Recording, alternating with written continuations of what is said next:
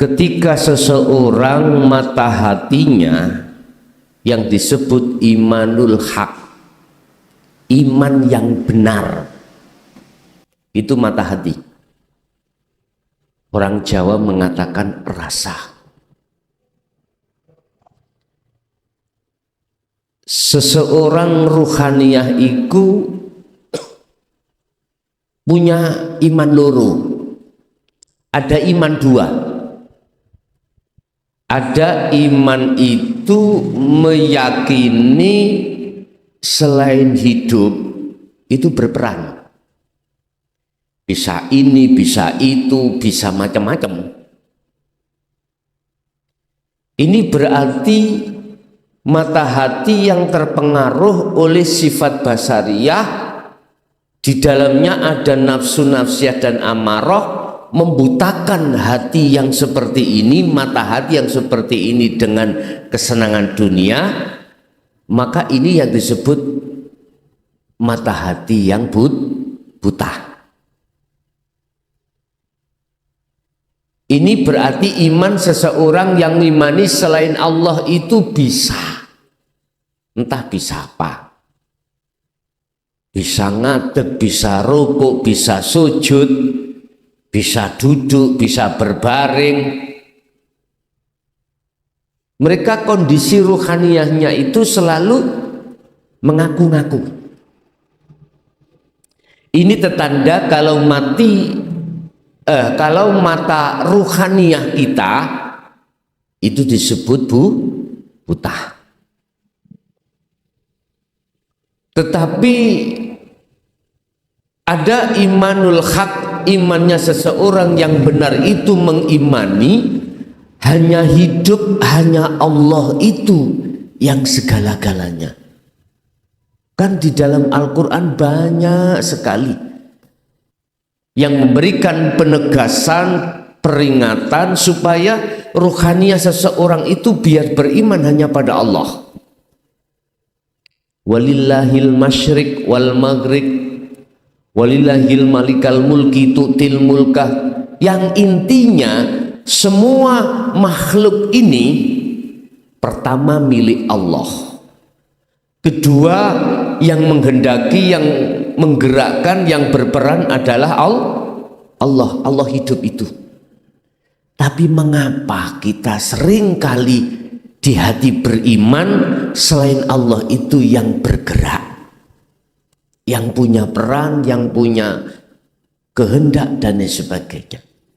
Kadang-kadang kita itu kan sering mendengarkan gini Pak, di MC ya, oleh karena jadwal waktunya itu molor, biasanya kemanten, itu MC ku bilang gini, Bapak Ibu, kita manusia yang merencanakan, tapi Tuhanlah yang menentukan. Lah pernah ingatan gini? Pandangan syariat gak apa-apa dulur, tapi pandangan ruhaniyah nggak boleh. Berarti kita punya iman bahwasanya kita manusia itu ikut andil, berperan di situ berupa kehendak. Nah, iman kita manusia itu ada dua. Pertama, iman terhadap selain Allah itu punya andil. Yang kedua, ada iman seseorang itu selain Allah sudah tidak berlaku. Ada imannya seseorang dalam ruhaniyahnya itu selain Allah itu sudah tidak berlaku, baik dirinya sendiri maupun makhluk orang lain. Lah inilah yang kami maksud, mata hati seseorang itu tidak buta. Pun sebelum kami mengarah pada surat An-Naml, surat yang ke-27 ayat 81, saya berbicara dulu tentang masalah matanya roh. yang disebut ainul basiroh iki. Artinya ruh itu ya punya mata sama dengan jasmani. Jasmani kita namanya mata ainul basyariyah ya ini. Dipergunakan untuk melihat sesuatu selain Allah, dan itu diwadahi oleh akal, sehingga mana yang tidak sesuai dengan akal tidak bisa diterima. Biasanya gitu. Akhirnya nafsu menggunakan fasilitas itu, basariyah itu dijadikan untuk menggoda terhadap ruhaniyah. Wa yastakhibunal hayata dunya alal akhirah, karena yang dipikir itu dalil akal, yang dipikir itu akal saja. Lewat mata dohir ini akhirnya nafsu ngandani nang roh sampen kali kula bisiani roh bisiani nafsu terhadap ruhaniyah kita macam kali. Alladzina hum yuwaswisu fi sudurin nas minal jinnati wan nas, jin ambek menungso. Nafsu ngomongi nanggone roh yakino awakmu, yakinlah dirimu bahwasanya makhluk iku sing berperan. Contoh niki gak gampang loh niki. Kita punya barang, kita tahu barang kita taruh di depan rumah, kita ada di balik kita adalah kaca. Ada tetangga kita mencuri, nafsu mesti ngomong sing nyolong tonggomu, karena kita melihat dengan mata dohir, mesti melihat makhluknya. Otomatis nafsu bisi terhadap ruhaniyah kita, supaya ruhaniyah kita beriman yang mencuri adalah jangan kemalan juga bahasa Indonesia Pak. Jangan kemalan menggunakan mata dohir saja, gunakan mata hati. Kemalan bahasa Indonesianya apa Pak? Jangan sering atau menggunakan mata dohir Anda. Kalau Anda menggunakan mata dohir, pasti dibisiki nafsu dalam hati yang mencuri adalah makhluk atau tetangga. Coba, ayo dilihat dengan mata hati. Tanpa hidup di situ bisa tak tetangga mencuri? Tinggal kita melihatnya dengan mata mana. Kalau mata ruh kita itu mati atau buta, gak bisa melihat Allahnya. Pasti berimannya kepada makhluk, berimannya selain Allah. Tapi coba, kalau mata hati kita gunakan untuk melihat yang sebenarnya.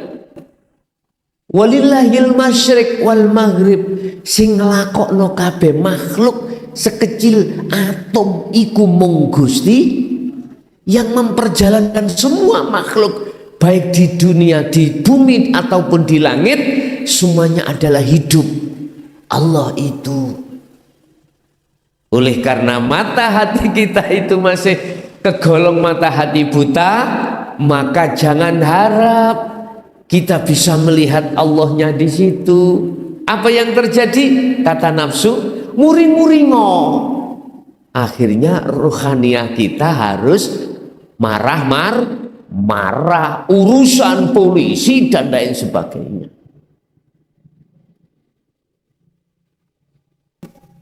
Terus bagaimana kita mensikapi seperti itu? Apakah kita diem menerima kenyataan dari Allah itu?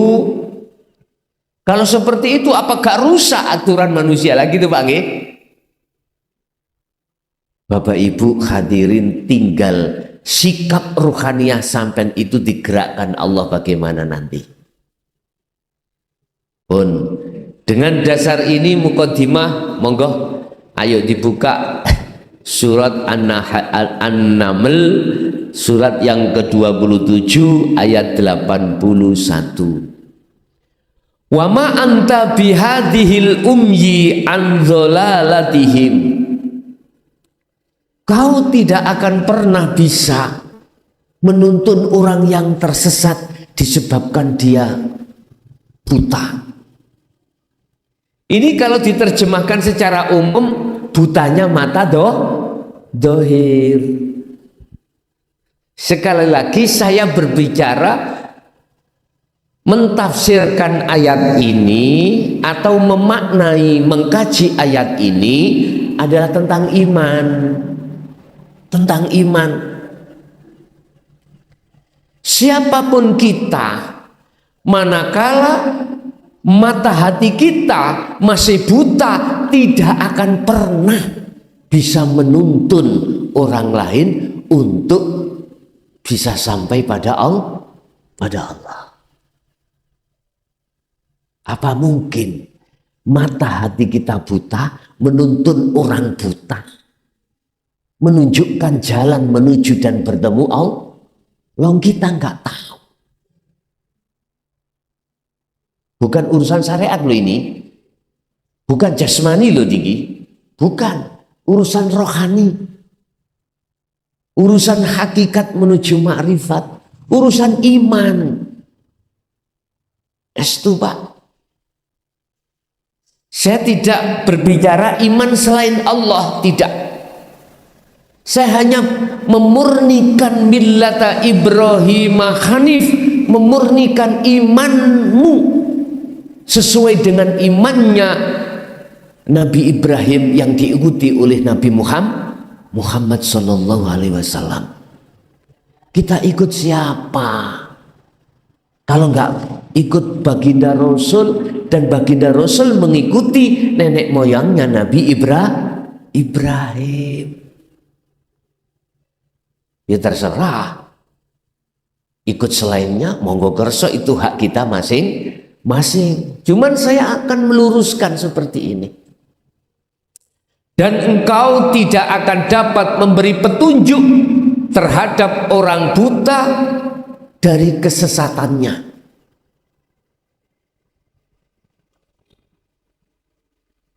Terus siapa? Cirinya yang bagaimana orang yang mata hatinya itu tidak buta, yang bisa kita jadikan sebagai panutan, yang kita jadikan sebagai jalan untuk bisa sampai pada Allah. Ciri yang sederhana, orang itu tidak pernah mengaku-ngaku dirinya tidak buta. Kalau bahasa makrifat, orang itu tidak pernah ngaku-ngaku dalam dirinya itu makrifat. Padahal ini yang tidak buta. Tambah bingung aku.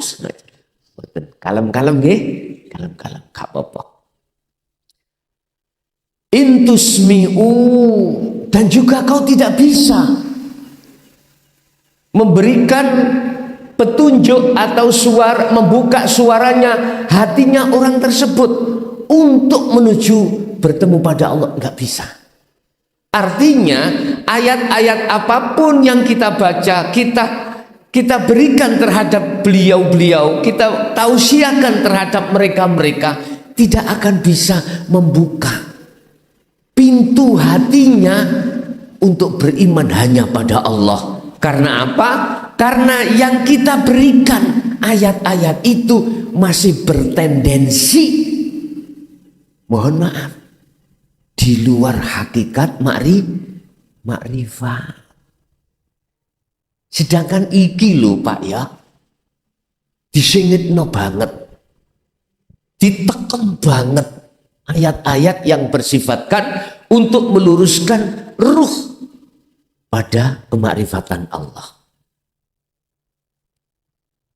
Intusmi'u, dia juga tidak bisa membedah kupinge ati, mboten kuping ini lho ya. Kupinge ati sok buka, akhirnya dia itu bisa makrifat Allah, mboten saged. Mendengarkan kalam Allah, mboten saged. Mesti iki suaranya apa? Jangkrik iki. Niki lho Pak ya. Klik-klik niki. Suaranya apa ini? Nek biyen niku terus si konco seperti kata teman-teman babal iki. Nggih ta, babal ta. Suara klik-klik lho Pak. Telinganya hati kita nggak mungkin bisa masuk itu kalamullah. Nggak bisa. Mesti bilang itu kalame suarane jangkrik. Begitu.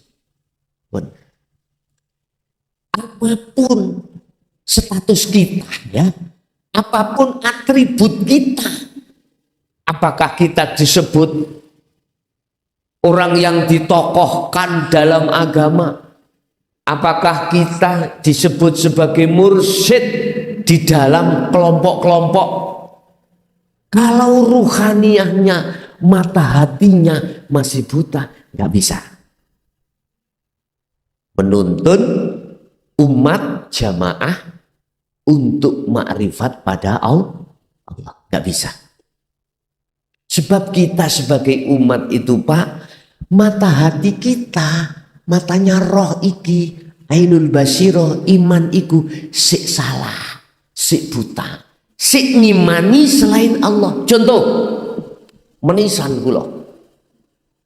Kita dulu dididik di dalam syariat, jangan katakan salah loh itu, jangan katakan salah dulu. Di dalam rukun iman, iman kan percaya, ya dah. Pertama pada Allah, kedua malaikat. Amantu billahi wa malaikatihi wa kutubihi wa rusulihi dan seterusnya. Allah iku nek jeneng sik makhluk. Jeneng lho ya. Allah kalau kesebut nama masih di luar itu makhluk.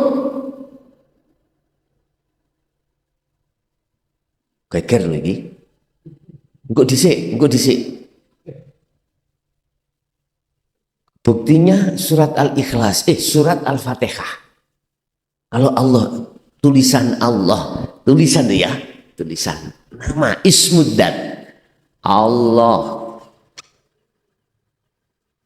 Wa ismudzat. Ini nama. Lah, sedangkan yang memiliki nama Allah siapa? Gitu loh. Makanya saya katakan Allah dari sudut pandang hakikat makrifat itu, nama itu bukan yang memiliki nama, berarti masih luar itu disebut makhluk.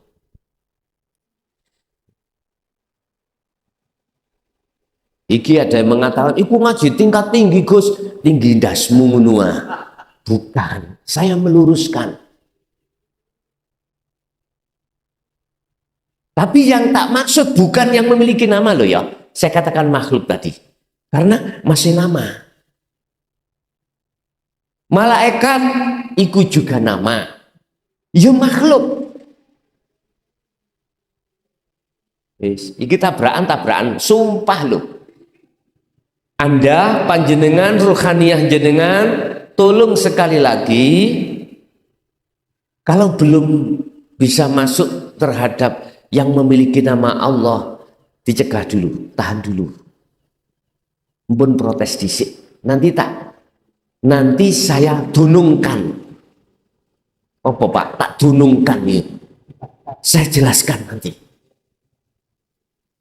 Termasuk malaikat, termasuk para rasul, semuanya itu makhluk Pak. Lah maksudnya dalam syariat itu duduk joboni dulur. Dalamnya nama Allah siapa? Dalamnya nama malaikat siapa? Itulah yang surat Al-Isra ayat 1 dikatakan alladzi subhana itu yang maha suci. Disebut alladzi, zat hidup. Kalau ini bukan makhluk dulur. Kita dulu tidak dijelaskan dalamnya, hanya disebut Allah, malaikat, para rasul dan seterusnya lagi itu toh. Itu sudah benar karena pendidikan di syariat. Biar kita itu kulino, terbiasa mengucap Allah. Sebab di dalam surat Maryam juga dikatakan, innallaha huwa rabbi wa rabbukum fa'budu. Loh Allah toh. Kalau Tuhanku, sesungguhnya Tuhanku itu Allah, Tuhanmu iku Allah, ya fa'budu nyembah sak jerone Allah. Fa'budu nyembah sak jerone Allah. Ojo nyembah jenenge, jangan menyembah namanya. Kita sudah benar di dalam syariat itu ditata, dikenalkan nama dulu. Setelah itu kita teruskan yang memiliki nama. Mestinya seperti itu. Enggak ya Pak, kadung cinta nama gak diteruskan, bahaya ini. Makanya mata hati kita menjadi mata hati yang buta. Makanya saya katakan, siapapun kita, apakah tokoh masyarakat, tokoh ilmu Al-Quran, tokoh ilmu kitab, tokoh ilmu hadis, manakala mata hati kita masih buta, yang berupa iman masih selain daripada isinya, udah itu disebut fi qulubihim maradun fazadahumullahu marado. Itulah yang disebut mata hati yang buta. Lah, ruhaniyah yang seperti ini Bapak Ibu, itu tidak bisa menuntun mata hati kita yang buta ini kepada Allah. Tidak bisa. Udah tak logikakan. Sekarang mata dohir saya ini buta. Nuntun jenengan mata dohir jenengan iki buta.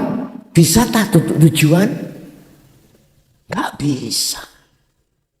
Itu logikanya seperti itu. Lah dikembalikan pada mata rohaniah kita sama. Akhirnya apa? Ayat-ayat yang kita datangkan, tausiah-tausiah yang kita bimbingkan, seurusan jobo,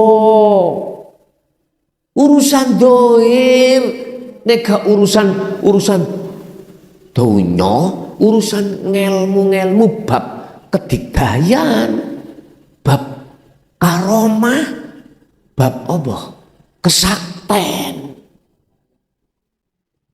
Mesti bab makhluk, bab ganjaran, bab surga, bab neraka, bab siksa, bab apa? Iku makhluk kabeh. Wis.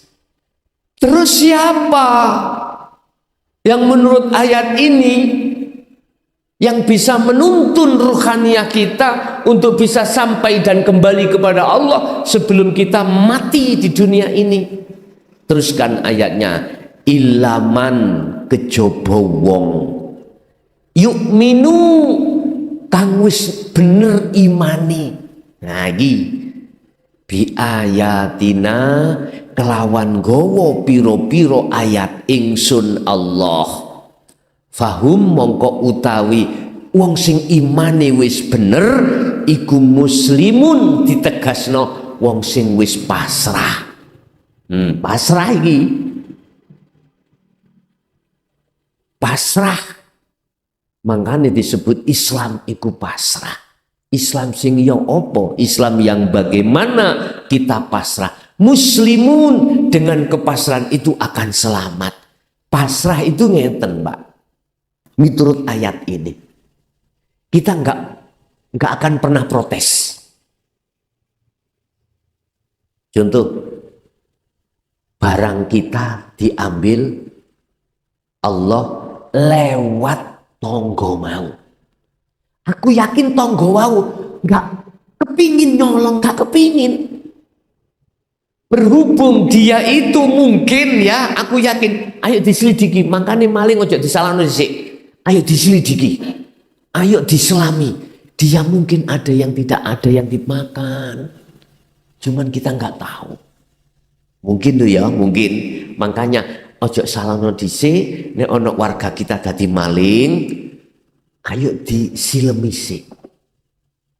Apa sebabnya awakmu kaya ngono? Asli nih, semua orang nggak kepingin jadi orang yang secara fisik melakukan kejahatan. Kita selami dulu, apakah dia disebabkan karena memang nggak ada yang dimakan, ataukah dia itu punya tanggungan yang tidak bisa dia lunasi, terus nggak ada yang dilihat, kemudian ada barang kita diambil. Harus kita telusuri dulu. Iku miturut pandangan hakikat loh Pak ya, bukan pandangan syariat. Kalau pandangan syariat ini melakukan salah, ya udah salah, kita bawa ke polisi kalau nggak terima lah gitu toh. Biasanya gitu. Wis. Muslimun, iku kita melihat Allahnya. Wangel Pak niki wangel.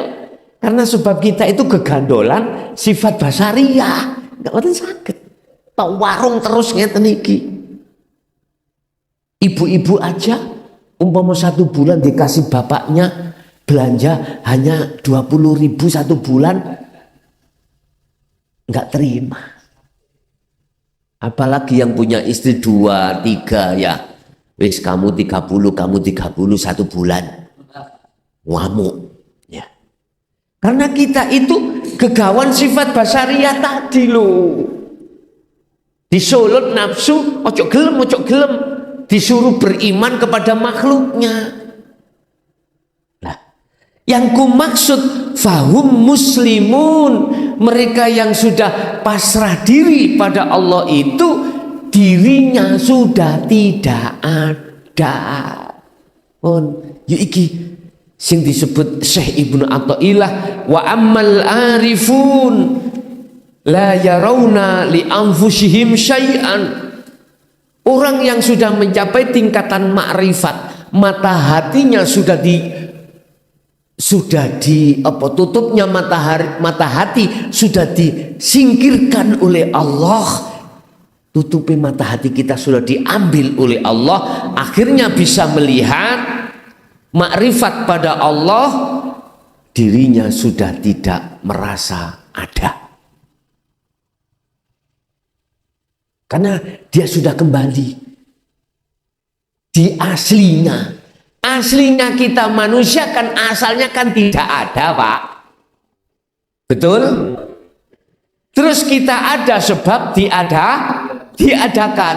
Sekarang bagaimana kita kembali yang sebenarnya? Tidak ada. Itu kuncinya.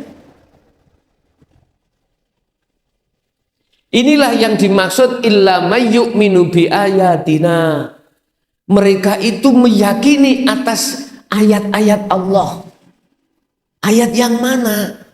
Ayat yang mengajarkan ruhaniyah untuk hanya beriman terhadap hidup. Bahasa syariat hanya Allah. Kecuali orang-orang yang beriman kepada ayat-ayat kami, kata Allah, lalu mereka berpasrah diri padaku. Itulah ruhaniyah yang sudah kembali. Akhirnya ini yang saya katakan di depan, cirinya orang itu tidak merasa dirinya makrifat karena dirinya sudah tidak ada. Tak simpulkan berarti yang bisa menunjukkan, membimbing kita ke Allah sendiri. Ini anak mursyid ngaku-ngaku sing beat, mohon maaf ya, sing nuntun dalanang Allah, perlu dipertanyakan ruhaniyahnya lu. Sebab aslinya yang beat itu Allah dewi, yang nuntun Allah sendiri. Itu miturut pandangan kacamata hakikat marifat, mboten syariat. Kalau syariat sih memangnya kita melihat orang itu yang makrifat pada Allah, tak gitu toh? Tapi aslinya bukan orang itu yang bisa melihat Allah. Bukan ainul mata hatinya yang bisa melihat Allah. Allah sendiri yang melihat Allah. Apa mungkin hal yang tidak wujud bisa melihat yang wujud? Bukan mungkin. Yang bisa melihat yang wujud adalah yang wujud. Lha gak ono kati nontok sing ono, ya mboten saged lah. Tidak bisa lah. Memang dari sisi proses kita melihat seakan-akan man iki wong iki roh iki seakan-akan yang bisa menuntun kita karena rohnya sudah ma'rifat pada Allah. Tapi dirinya si pelaku, si orang ruhaniyah yang sudah dikatakan ma'rifat pada Allah, yang tutup hatinya sudah dihilangkan oleh Allah, itu tidak merasa dirinya karena dirinya sudah kembali pada Allah. Dirinya tidak merasa, diri nggak ada. Berarti siapa yang menuntun kita semuanya? Hanyalah hidup urip ning awakmu, ya kuwi guru sejatimu. Wis cetha. Di dalam saudara kita yang pernah mengkaji dulu tentang ilmu sejati, kiai ini jenenge Romo, dikon goleki guru sejati ya urip kuwi. Jelas biyen gak wani dodohno. Mboten mantun. Ojo maneh secara umum, secara khusus saya moh. Apa sebab? Ayo. Cek gak kenaan sampean. Kita biar kita gelem riyadhah, biar kita gelem tafakur, kita biar mau untuk selalu mendahulukan sholat gaib 24 jam itu. Dasarnya mana sih sholat gaib? Isra Mi'raj. Ning surat Al-Baqarah ayat 238. Hafidu ala sholawah. Gak sholat 5 waktu toh. Ada terus ayat wassolatil wusta, sholatil ruhaniyah, yaiku sholat gaib 24 jam. Kita 24 jam, satu hari satu malam terhitung 50 waktu, asline sholat 5 waktu, asal songko 50, asale 50 waktu Pak. Akhirnya dadi 5 waktu, terus dimakolahno maksude mutune seperti sholat 50 waktu. Ya nek khusuk, nek gak khusuk ya nek ma'rifat. Kalau gak ma'rifat nilainya saendi? Kalau kita ngejoki kulit tok Bapak Ibu, podo sama halnya kita nandur kacang kulit tok, cukul apa ora? Ya wis sampeyan jawab dhewe. Mestine sing ditandur, yang ditanam itu isinya. Urusan nandur sak kulite terserah. Mesti cukul mawon, mesti cukul. Kalau isinya katut bahasa Indonesia apa Pak? Tumut, ikut. Nggih. Kalau kulitnya saja nggak jamin, kami nggak jamin, nggak mungkin cukul wit-witannya, pohonnya nggak mungkin juga berbuah. Walaupun satu biji kita tanam, nanti menjadi banyak biji. Karena isinya sama, artinya Anda sholat kok bermakrifat pada Allah, fa'budu, nyembah dirune Allah, gak nyembah jenenge. Subhanallah. Ya ini yang dimaksud bekal akhirat itu sejatinya adalah ini, ad-dunya mazra'atul akhirah, kata Rasulullah. Tandurane tanaman akhirat itu di dunia ini ketika amal kita itu bermakrifat pada Allah, menyembahnya pada Allah. Pun tak simpulke. Saran saya, miturut kacamata hakikat, ku anfusakum dulu. Wahai kita yang di status punya status sebagai guru, apatah sebagai mursid, apa sebagai kiai, apatah sebagai opo. Saya cuma kasih saran. Kita tuntun umat kita ning hukum syariat. Lanjutkan, jangan mandek. Berhenti di situ, teruskan tuntun sampai hukum hakikat. Tapi syaratnya kau harus berhakikat dulu. Kalau tidak, sama halnya kita menuntun orang buta, kita posisi buta pada Allah. Nggak bisa. Ku anfusakum, dirimu sendiri dulu. Dirimu sendiri dulu. Setelah itu wa ahlikum. Ahliku siapa? Bisa anak, bisa istri, bisa saudara, bisa umat. Nah, kita itu di dunia biar kita tidak kecewa besok pada akhiratnya. Tolong khusus bagi yang disebut sebagai pemimpin-pemimpin tentang umat, tolong jangan kau pimpin umat itu hanya sekedar di dalam hukum syariat saja, tapi bimbinglah ruhaniyah beliau di hukum hakikat juga, supaya mata ruhnya itu bisa sampai pada Allah. Tentunya kita harus terlebih dulu, kalau belum loh ya, belajar dulu, nyantri dulu terhadap hukum hakikat makrifat, walaupun kita sudah disebut sebagai ulama warasatul anbiya. Niki hanya saran ya, hanya saran nasihat saja. Urusan percaya nggak percaya itu bukan urusan saya. Saya cuman menasehati saja. Ngeten lho Pak nggih. Wis dadi kesimpulane wong wuta dituntun wong wuta sampai jengking nggak bisa sampai pada tujuan.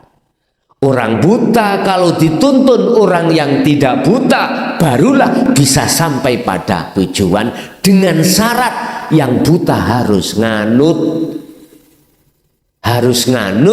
nggak boleh protes. Ingat sejarah Nabi Musa protes terhadap Nabi Khidir, gak iso toto, akhirnya pedot tengah jalan. Nabi Musa diperintahkan Allah untuk berguru Nabi Khidir. Terkait Nabi Khidir itu urusan rohaniyah makrifat pada Allah. Akhirnya Nabi Musa tidak mau berhenti berjalan manakala tidak bertemu pertemuan dua muara, dua air. Itulah air tawar dengan air asin. Orang Jawa mengatakan gunting kali gunting nih. Di gunung ku ono Nabi Khidir, topo gunung. Nggih mohon maaf ya. Estu mohon maaf. Sing metuki awak malah gendrewo. Iki lho isaroh iki, isaroh. Saya berani ngomong ini ya wis tahu jadi korban. Jadi korban, jadi genderuwo. Yang nemoni saya bukan Nabi Khidir. Ternyata ini adalah, mohon maaf, kiasan, isyarah saja. Apa? Muara syariatmu itu kalau bertemu hakikat, itulah hadoro, ikulah khidir. Berarti jenengan ruhaniyah jenengan kok bisa menerima ajaran dinul hak, ajaran Rasulullah di hakikat marifat, berarti khidirnya sudah ketemu. Nabi Khidir sudah ada di dalam dirimu, sudah. Apakah nanti juga membentuk seperti manusia yang ini? Wallahu alam. Iku jangan diangen-angen. Sing penting khidirnya sudah hadir di dalam hatimu. Tapi nek gak iso nrimo, ya itu tadi nggak akan mungkin. Ada yang memberikan makalah, aku salaman mbek wong, nek wonge gak ono belunge, ya iku khidir. Nabi Khidir patakmu ngono. Tidak empuk tangane. Ya nyun sewu. Apa yang terjadi ketika beliau sudah ketemu muara iku mau ketemu Nabi Khidir, dia protes. Nggak bisa ketemu Pak, akhirnya Pak. Pisah tuh akhirnya.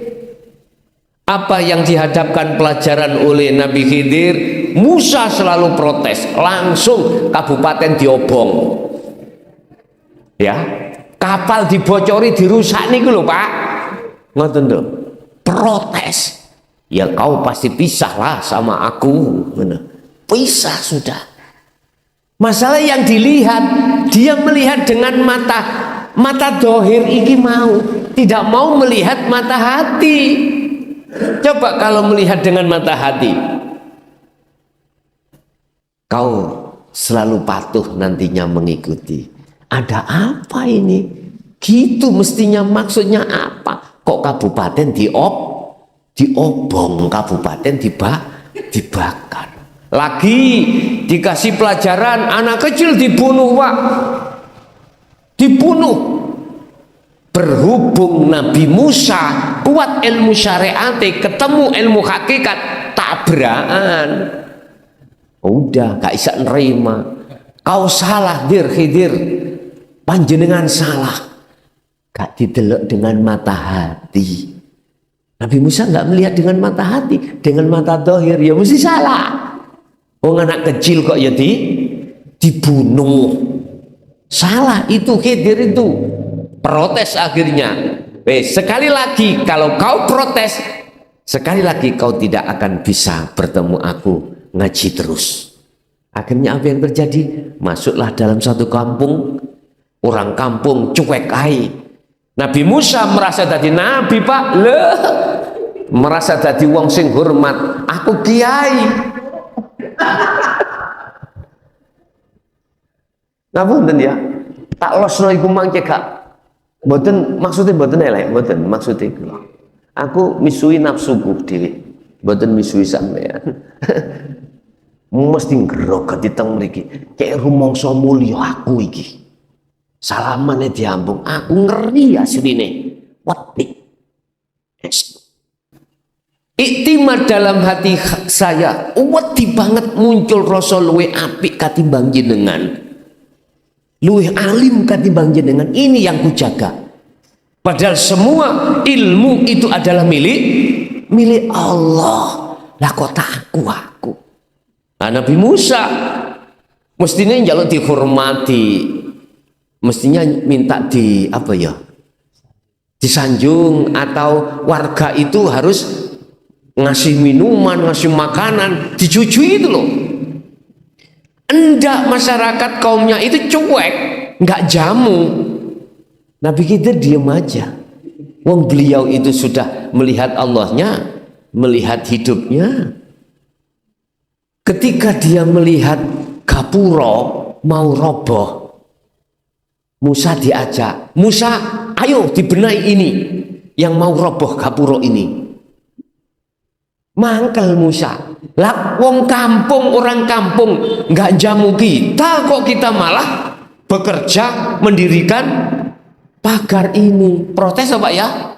Udah terakhir, kau mau tidak mau pisah sama aku. Tapi sebelum pisah tak terangkan. Makanya kalau ngaji babakan hakikat, jangan dulu kakean cocot. Dingen-ngen dhisik. Kasare Gus njak guyon. Ojo protes dhisik, masukno iman, jangan masuk akal. Kalau panjenengan terima dengan akal, pasti tabrakan Pak, pasti. Kalau Anda terima dengan iman sampean, sampean ngen lah. Kalau tidak ada Allah pada diriku dan diri jenengan, apa iso Mr. Bell iki nyocot ngomongi saged ta? Apa iso kita itu kumpul di sini tanpa Allah sing nglakokkan, yang memperjalankan? Gak bisa. Mengapa kita tidak beriman terhadap al-haq itu? Syekh Ibnu Athaillah dawu al-haqqu laisa bimahjubin. Al-haq maksudnya Allah tidak bisa dihijabi, ditutupi dengan apapun. Wa innamal mahjubu anta. Sesungguhnya yang terhijab itu kita, Pak. Terhijab dengan apa? Keakuan kita sendiri.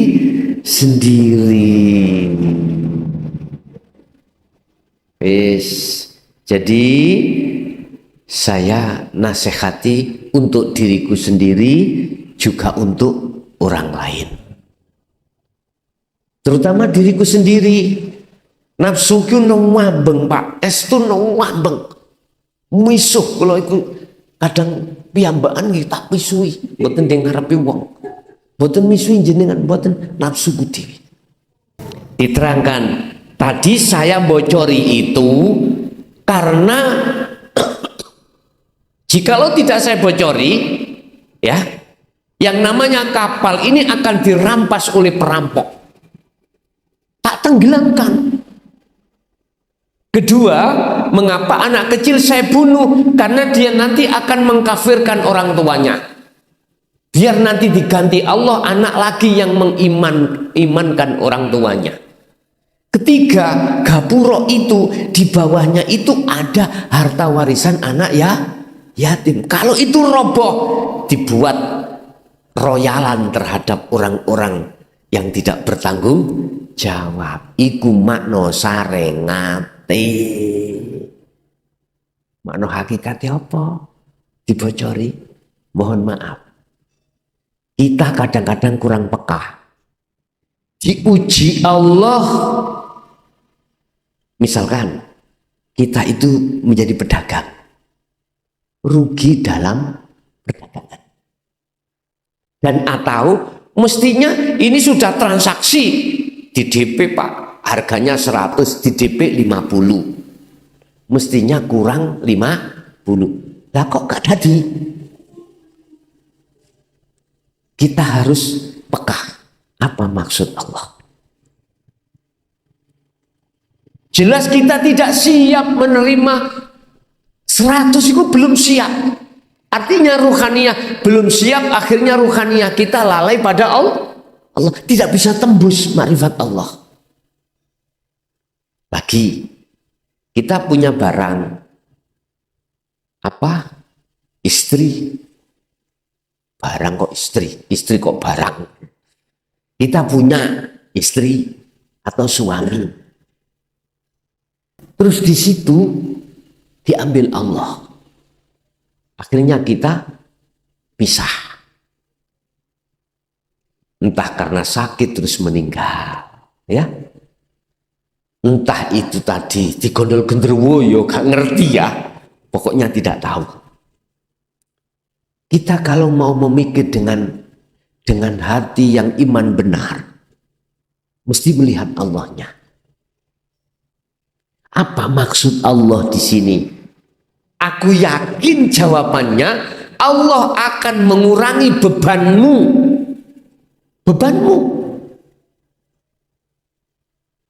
Ruhaniyah, beban ruhaniyah, bukan beban jasmania untuk pada Allah. Paham gak?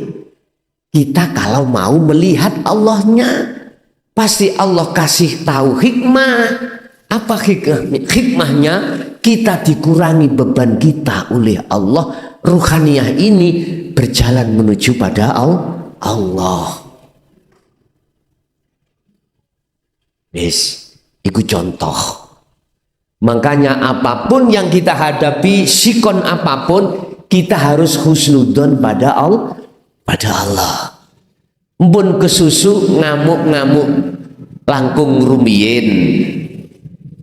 Jangan sampai kita marah-marah terlebih dulu ruhaniyah kita. Tekankanlah ruhaniyah kita, belajar untuk melihat semua apa yang ada pada diri sikon itu semata-mata adalah Allah. La haula wala quwata illa billah. Lu wis jelas ngono lho Quran iki. Kita nyane diucap tok. Prakteke ra enek. Bagaimana kita bisa praktek? Wong sing duduno dalane ku ya padha wutone. Ya sama, Mon. Bon, Bapak Ibu hadirin, kesimpulannya adalah begini, Pak. Kita harus mencari seorang figur yang ruhaniyahnya itu estu beliaunya itu sudah imannya benar. Yang kata Rasul mengatakan iman yang benar itu sudah pada ihsan. Apa ihsan? Anta'budallaha ka'annaka tara.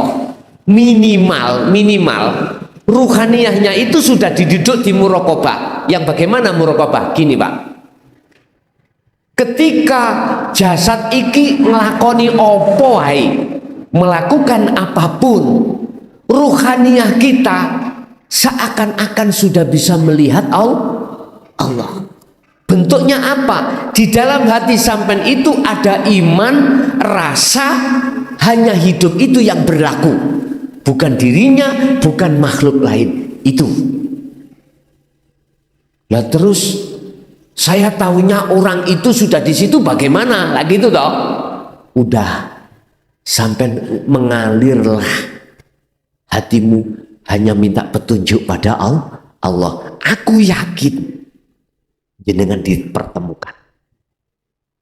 Buka ayat Al-Ankabut ayat 5.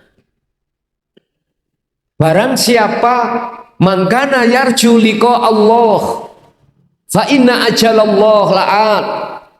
Barang siapa yang ada keinginan untuk bertemu Allah, pasti dimudahkan sampai pada Allah, dan Allah memberikan janji kepastian akan bertemu. Mengapa harus dipikirkan? Gak usah dipikirkan. Udah mengalir aja. Pasti Allah akan tahu sendiri. Nanti jenengan akan dipertemukan. Al-Ankabut ayat 5. Lihat. Ya. Saya nggak main-main. Al-Quran itu adalah hukum yang tertinggi. Menurut agama Islam.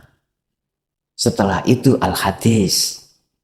Kemudian ijma' qiyas. Kadang-kadang ijma' qiyas ada yang tidak mau, Pak.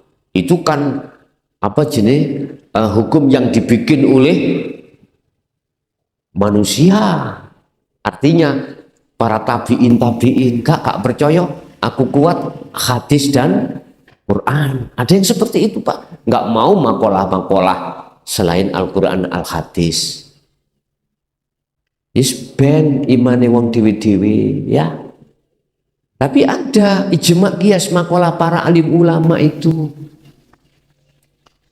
dibuat hujah atau dasar untuk berlaku baik itu bagaimana, begitu, Pak.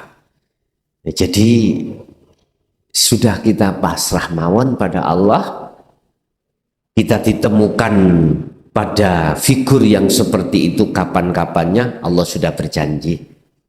Dan jenengan, Allah sudah juga berjanji, kau pasti akan ditemui sebelum kau meninggal. Pasti ditemui. Makanya saya nggak percaya kalau jenengan ini, bagaimana ada pertanyaan, saya meninggal sebelum bertemu Allah. Aku nggak percaya. Kalau awal dasar sampean itu ada keinginan untuk bertemu Allah dalam hati, pasti akan bertemu. Makanya saya hujahkan, wa arina manasikana. Andai kata kau memang tidak bertemu ketika saat hidupmu, sedangkan kau sudah berlaku hukum hakikat untuk makrifat bertemu Allah, apa yang terjadi? Kau dijemput Allah sendiri, tidak pakai Israel. Penak ya, penak. Tapi sama halnya kau itu telah ngerepotno Gusti Allah.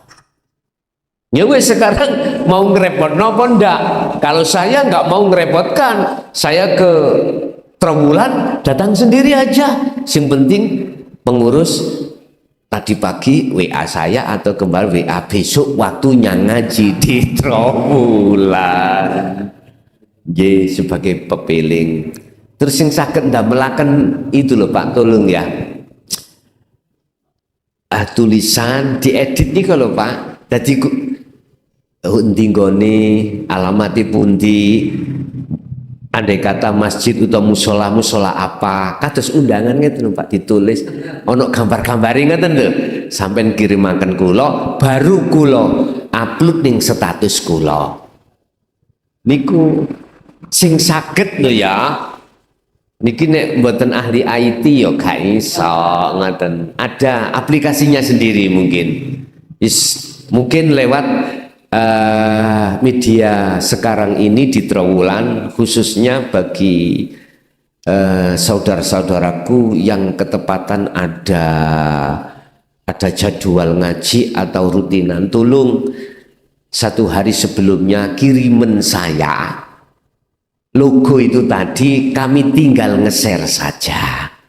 Masalahnya makanya teman-teman yang di dekat itu bisa langsung datang, kan tahu jam berapa begitu. Ngeten nggih?